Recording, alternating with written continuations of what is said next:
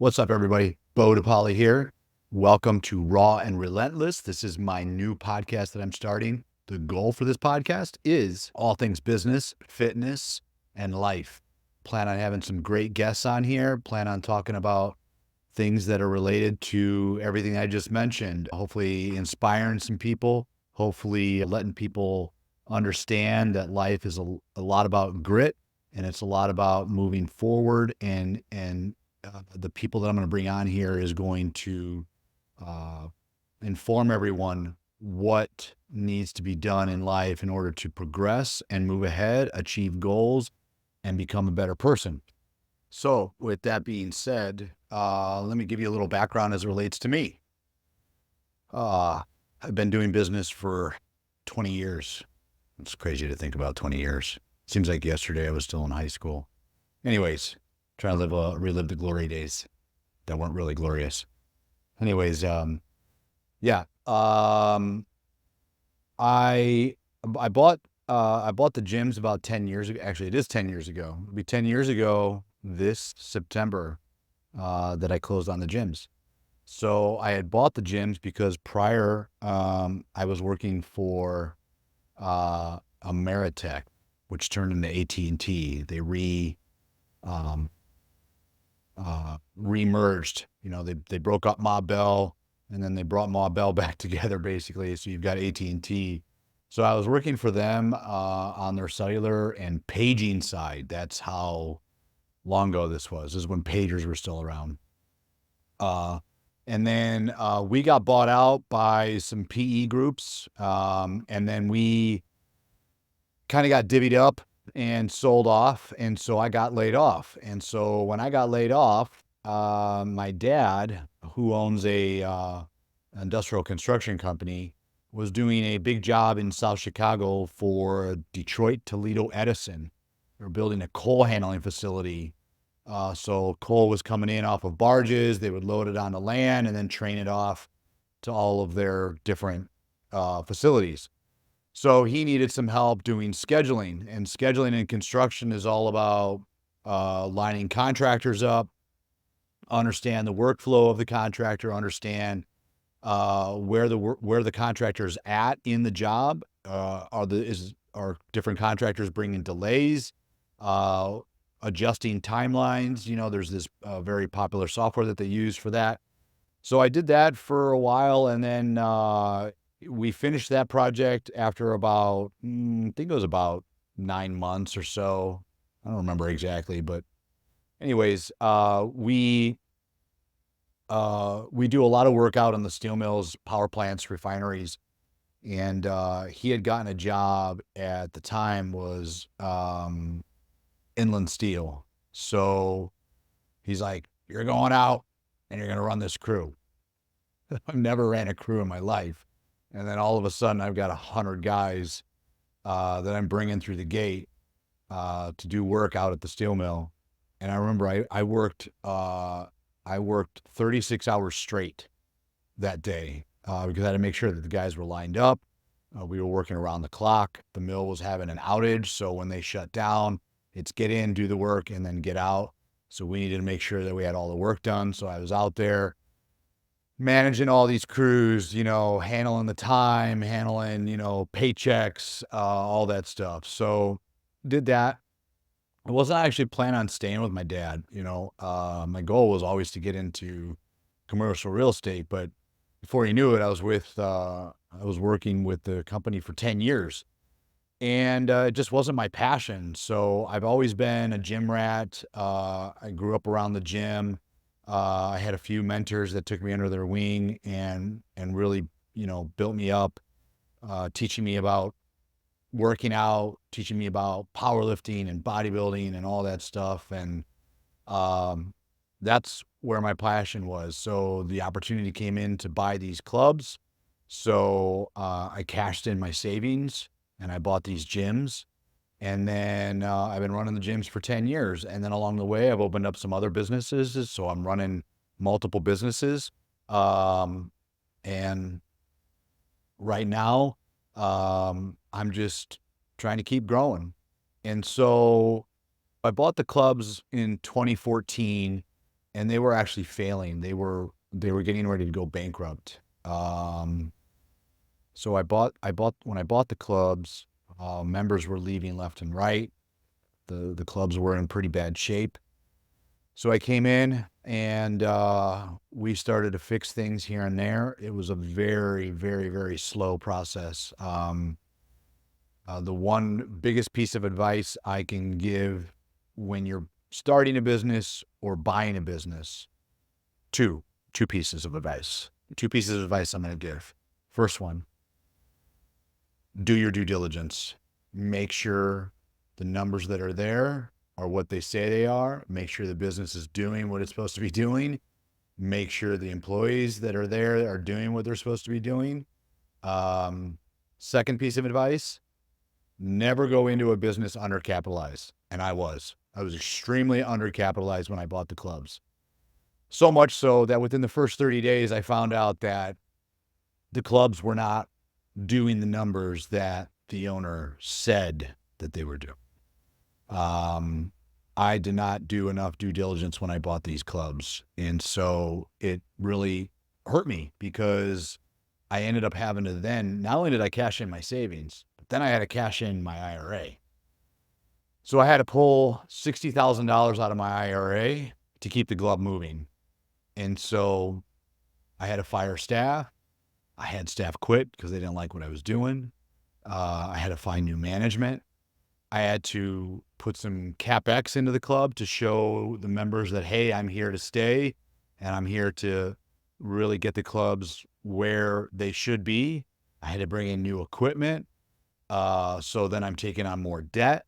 So you're taking on debt and then it's not doing the numbers that you're supposed to be doing.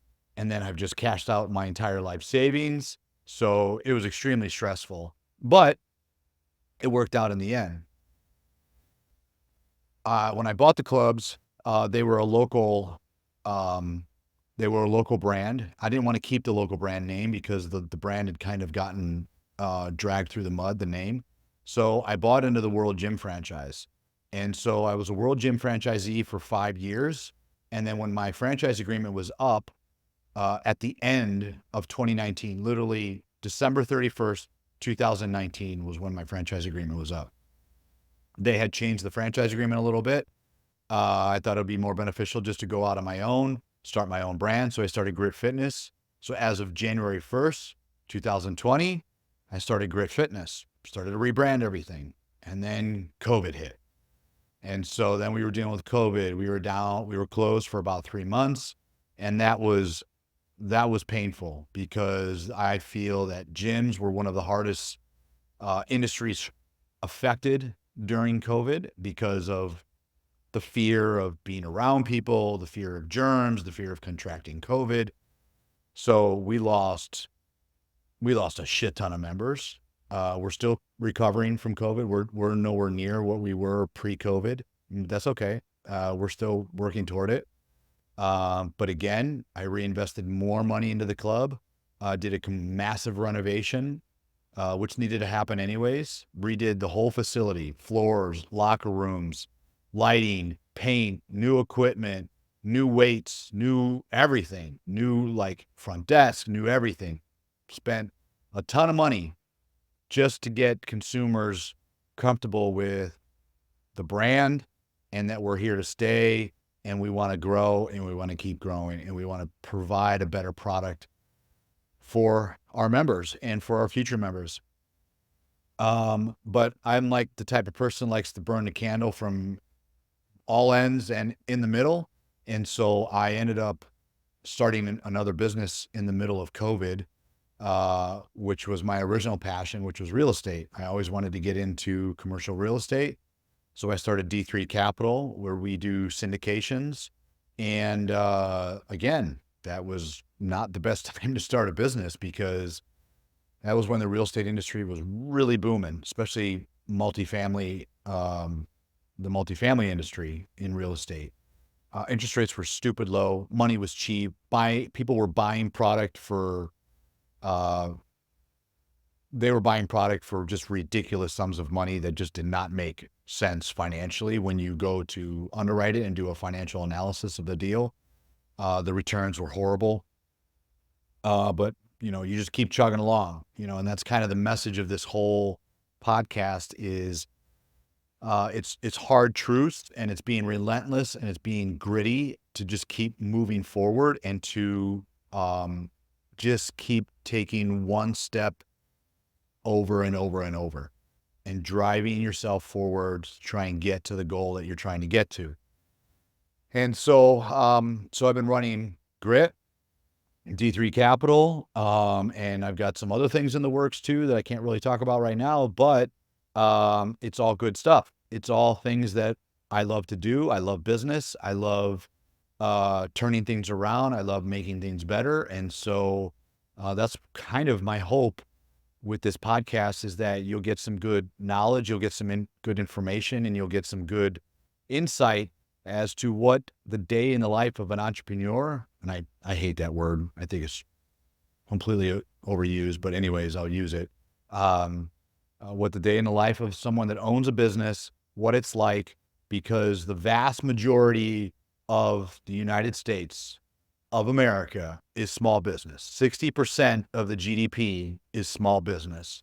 And most small businesses, the vast majority of those small businesses, those business owners live paycheck to paycheck. It's the mom and pop stores. It's the plumber that owns his own business that's running around fixing your toilets and your sinks. It's the seamstress that has a little shop in town that has to go there and work 12, 14-hour days, handling people's clothing and doing alterations. It's the dentist that owns his own dental practice that's there day in and day out. It's the insurance guy that owns his own little brokerage that he's there 10, 12 hours a day, every day of the week.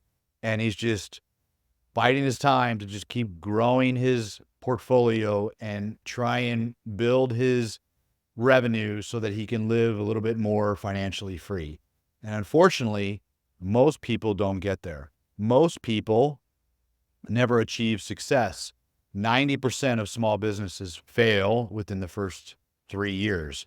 And so it's a real win when you actually get to the point where you see a little bit of success. And believe me, I am nowhere near that. And that's the whole point of this podcast, is being raw.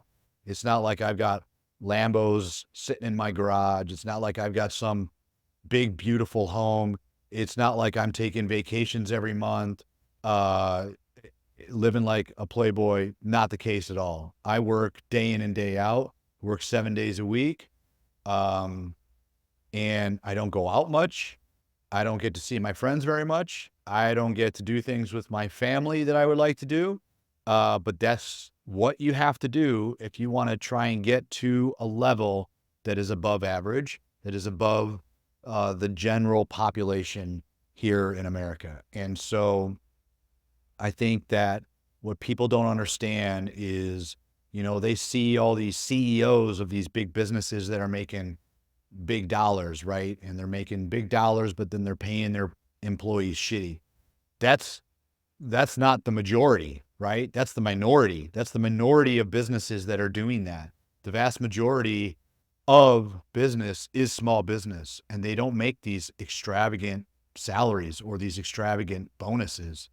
And we can get into a whole topic about CEOs and bonuses and salaries and all that jazz. But this podcast is about teaching people, to just keep pressing forward and moving forward and doing what you need to do in order to achieve that end goal and never lose sight of that end goal. So that being said, that's a little insight into me. That's a little insight of what I'm doing. And I'll share some more as we move forward. But that's the end of podcast 1. I am here to next bring on some guests and start asking questions and getting people to kind of open up and tell their story, and maybe provide some education and insight for all you future entrepreneurs out there that want to open their own business and understand what it's going to take to do what you got to do.